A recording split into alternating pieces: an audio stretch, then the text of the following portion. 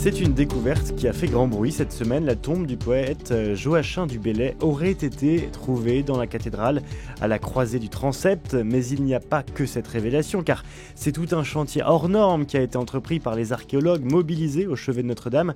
Et à la veille des Journées du patrimoine, tour d'horizon ce matin sur ces fouilles, Louis Dauphren. Bah oui, c'est très intéressant de savoir si on arrive à identifier effectivement Joachim du Bellay. J'ai bien, si on arrive, et vous avez bien fait d'utiliser le conditionnel parce que la chose n'est pas encore tout à fait avérée. Il semble même que les personnes qui sont chargées de l'identification ne sont pas l'INRAP, qui est diverses versions pour savoir exactement qui c'est.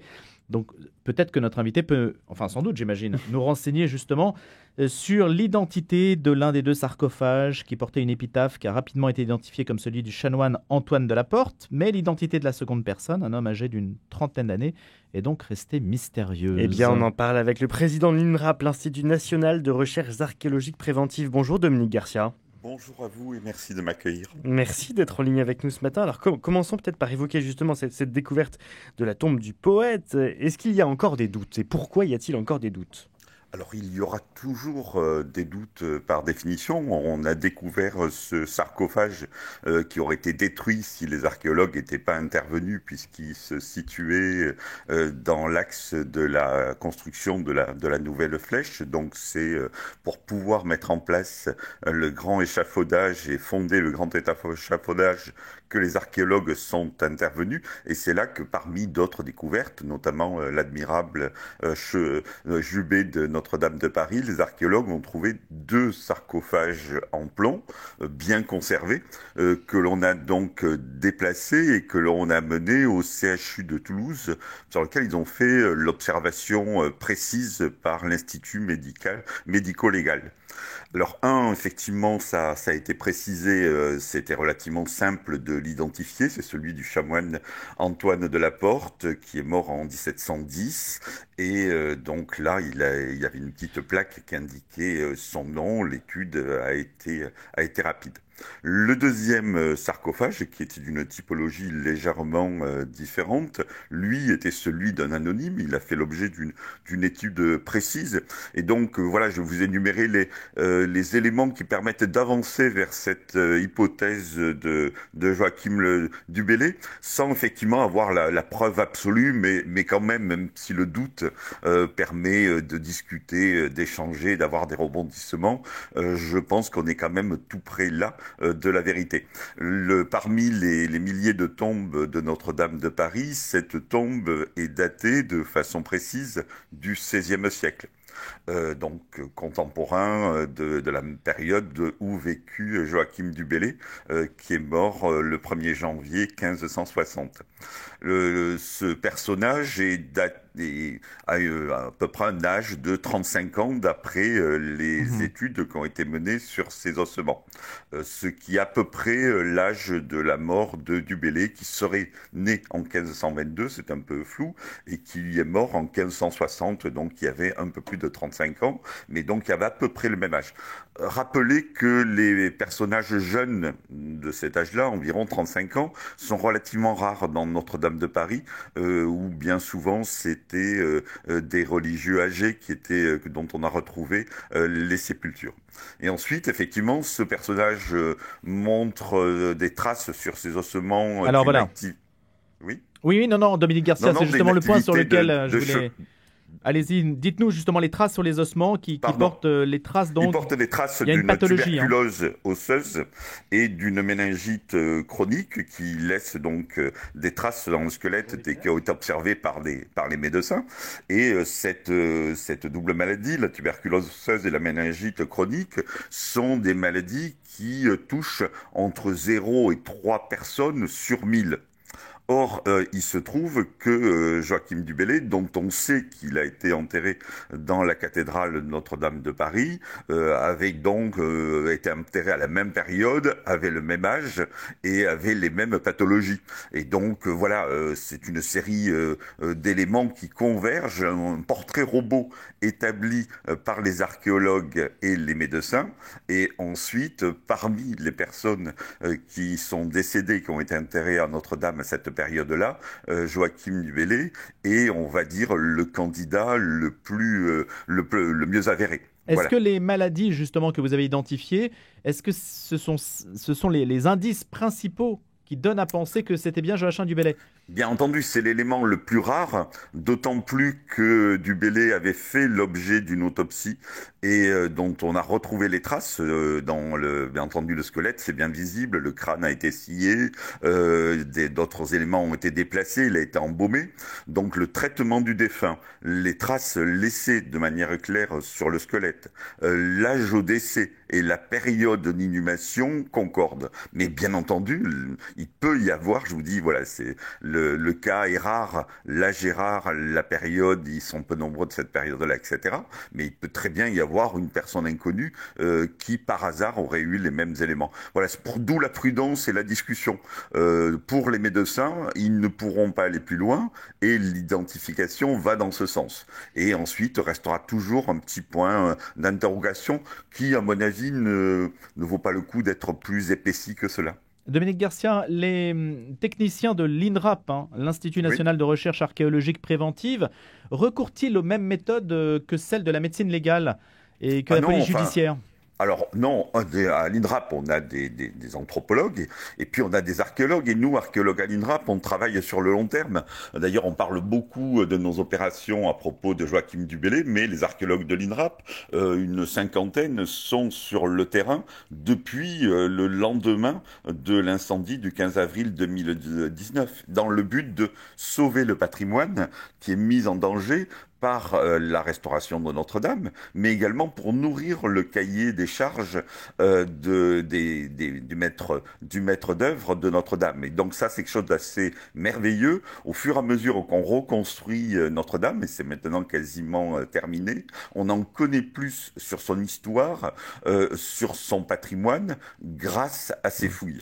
Et effectivement, le temps pour nous est un temps de fouilles extrêmement méticuleux, un temps d'études extrêmement long, et nous rendrons nos conclusions, mais qui peut-être ne seront pas plus précises dans quelques mois, voire dans une année, voire encore un peu plus, parce que on a fouillé plus de 200 sépultures de manière très soigneuse, de manière très respectueuse, des sépultures qui auraient été endommagées par les travaux. On a découvert le jubé, qui est vraiment extraordinaire et dont certaines pièces pourront être bientôt vues au musée de Cluny. C'est plus de 1000 fragments du jubé gothique qui étaient invisibles avec des traces de polychromie.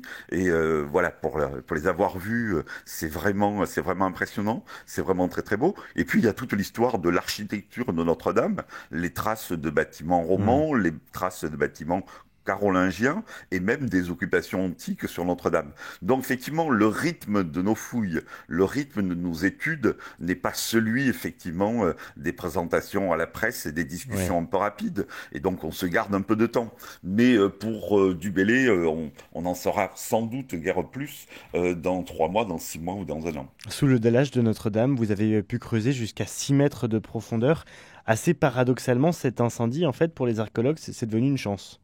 Alors moi je dirais pas une chance, c'est parce que l'émotion était intense et on a tous tremblé la nuit du 15 au 16 avril 2019 et justement l'INRAP a dit nous on se met au service de la reconstruction sous l'autorité de la DRAC et ensuite de l'établissement en charge de la restauration et de la conservation de Notre-Dame et donc on n'est pas là de manière opportuniste, on est là justement pour accompagner l'aménagement. Il n'y a pas eu une fouille en plus de celle qui était nécessaires liées à l'emplacement de la mise en place des réseaux, de reconstruction de fondations, etc., etc. Donc les archéologues n'ont pas fouillé plus que ce qui devait être fouillé en lien avec l'aménagement, ce qui représente quand même 10% de la surface de Notre-Dame qui a été fouillée. Or, bien entendu, ce lieu de culte avait fait l'objet de peu d'observations archéologiques parce qu'il était fréquenté par les croyants et par les touristes et que c'était pas un terrain archéologique. Donc on a travaillé en même temps que les ouvriers qui participaient à la reconstruction, sans retarder les travaux. Donc on a géré comme ça le terrain et l'espace, dans le but de tracer ensemble un cercle vertueux pour Notre-Dame, en savoir plus sur son histoire au fur et à mesure que les murs étaient reconstruits et que la flèche s'est levée dans le ciel. Dominique Garcia, comment savoir où chercher? Alors, dans le cas de l'archéologie préventive, on cherchait à l'endroit où le maître d'œuvre avait décidé de faire des travaux. Et donc voilà, les plus belles découvertes ont eu lieu à la croisée du transept, parce que s'est élevé un échafaudage de plusieurs centaines de tonnes afin de reconstruire la flèche de Notre-Dame. Et cet échafaudage, par définition, avait besoin d'être fondé. Et donc c'est un endroit sensible, bien entendu, d'un point de vue historique, d'un point de vue patrimonial. Et les archéologues, pendant donc de longues semaines, ont travaillé à la croisée du transept. Et on est descendu jusqu'au niveau qui pouvait être endommagé. Et dès qu'on arrivait sur un niveau qui était préservé, pour les générations futures, à ce moment-là, on le laissait en place. Et donc, il y a à la fois, aujourd'hui, Notre-Dame a été un admirable chantier de reconstruction, un lieu inédit pour les archéologues, une manière dont on a retrouvé du patrimoine architectural, du patrimoine mobilier. On voit, par rapport aux sépultures, ce que ça pourra nous permettre d'en savoir plus sur le mode de vie des populations, sur leur état sanitaire. Il n'y a pas justement que Joachim du Bellay. Il y a tout un ensemble de sépultures qui a été mise au jour, qui ont été étudiées. Et donc, c'est un peu l'histoire révélée de Notre-Dame dans les sous-sols, mise au jour pendant cette période, étudiée par les archéologues qui maintenant, progressivement, vont quitter la cathédrale, et puis des études qui, comme ça, vont apparaître petit à petit. Et donc, je répétais tout à l'heure, mettons, pour le cas du Jubé, qui est vraiment inédit et splendide, à partir de la mi-novembre, une exposition réalisée par le musée de Cluny va présenter parmi les plus belles pièces mises au jour par les archéologues seront offertes à la vue de toutes et de tous. Et quelle proportion du Jubé a-t-on maintenant la possibilité de voir, ou aura-t-on la possibilité de voir? Alors c'est un volume de pièces totalement inédit. On connaissait une dizaine de fragments du Jubé gothique, dont 2 ou 3 fragments étaient conservés au musée du Louvre. Et aujourd'hui, c'est plus d'1 millier de fragments qui ont été découverts par les archéologues. Alors là, justement, on est aussi dans l'étude précise, à la fois dans la stabilisation des traces de polychromie, parce que toutes ces sculptures sont peintes, mais aujourd'hui, qu'elles sont à l'air libre, il faut les stabiliser pour pouvoir les conserver. Les études, la restitution du Jubé. Soyons honnêtes, il est certain que nous n'avons pas retrouvé tout le Jubé. Mais on en a retrouvé une part qui n'avait jamais été vue et qui permettra d'en dire beaucoup, les autres étant encore conservés dans les endroits qui ne pouvaient pas être démontés, étudiés, analysés par les archéologues. D'un point de vue réglementaire, les archéologues ont-ils un pouvoir sur le chantier, dans la mesure où ils passent avant tout le monde d'une certaine façon, et dans bien des chantiers aussi, lorsqu'on construit tel ou tel édifice, on fait passer les archéologues avant. Et donc, il y a un pouvoir réglementaire de recommandation sur l'évolution d'un chantier. Les archéologues qui ont le pouvoir, c'est la préfecture, la DRAC, qui prescrit des fouilles, généralement en préalable à des travaux d'aménagement. Et vous l'avez bien souligné, cette archéologie préventive, c'est généralement quelque chose que l'on ordonne avant les travaux d'aménagement, avant la construction d'une zone logistique, avant la construction d'une route. Les archéologues viennent sauver le patrimoine et ensuite le terrain est laissé libre à l'aménagement. Et donc ça permet de tracer le cercle vertueux dont je parlais tout à l'heure et de concilier 2 actions fortes de l'État, la préservation du patrimoine et également l'aménagement de structures dont on a besoin aujourd'hui. Ça, c'est le travail traditionnel. Dans le cas de Notre-Dame, il a été tout autre et c'était passionnant de voir comment ça a été mis en œuvre, comment l'établissement public a géré tout cela et comment la DRAC a prescrit de manière forte ces opérations archéologiques, parce qu'on n'intervenait pas avant, on intervenait en même temps. Et en plus, Notre-Dame était, comme vous le savez, un chantier hors norme. Ce n'était pas construire une cathédrale, c'était restauré, c'était réparé. Et donc, à tout moment survenaient des obligations nouvelles et tout le monde était mobilisé en disant, tiens, là, on va mettre en place tel élément lié à la sécurisation des réseaux, à la mise en place de canalisation, de chauffage. Et donc, les archéologues intervenaient rapidement, préservaient, analysaient le sous-sol, préserver les vestiges, les enregistrer, et ensuite l'aménagement avait lieu. Mais on était vraiment ensemble, les 19 opérations réalisées par les archéologues, les 50 archéologues étaient présents là, avec les autres personnes qui étaient au service de la reconstruction de Notre-Dame, un chantier inédit en cela. Nous sommes avec Dominique Garcia, le président de l'INRAP, l'Institut national de recherche archéologique préventive. Outre les sarcophages, outre les découvertes dont vous nous parlez, outre Joachim du Bellay, etc., est-ce qu'il y a eu de mauvaises surprises ? Non, parce que c'était vraiment, comme vous le soulignez tout à l'heure, un chantier inédit. En fin de compte, on parle souvent de Paris, de Lutèce, du Paris médiéval, mais à vrai dire, on le connaît très peu. Tout simplement parce que la ville est là, qui vit, qu'on y circule, qu'on aménage et que les archéologues donc ne peuvent pas contrarier toute cette vie. Et donc là, la vie, le culte, les visites étant stoppées pendant plusieurs années sur Notre-Dame, ça nous permet de mettre en place des observations. Dans les sous-sols de Notre-Dame, il y a un espace qu'on appelle la cave Soufflot, qui est au cœur de la cathédrale, qui est en sous-sol. Et là aussi, des travaux ont eu lieu et les archéologues ont pu atteindre les niveaux de l'Antiquité, donc les niveaux du 1er siècle, ceux de Lutèce, qui avaient été peu ou pas observés. Donc on a des niveaux de sol de l'Antiquité, on a même probablement des traces qu'on appelle nous de l'analyse micro-morphologique et géoarchéologique qui permet de voir comment l'île de la Cité s'est formée. Donc au terme de nos études, on arrivera à montrer ou à déjà esquisser la manière dont l'île de la Cité s'est formée, comment ces premiers occupants, les Gaulois de Lutèce et ensuite ce qu'on appelle les Gallo-Romains, ont occupé cet espace et l'ont fait vivre. Il y a de belles découvertes que l'on signalera au fur et à mesure. La cathédrale ne s'enfonce pas, Dominique Garcia ? Non. Alors c'était...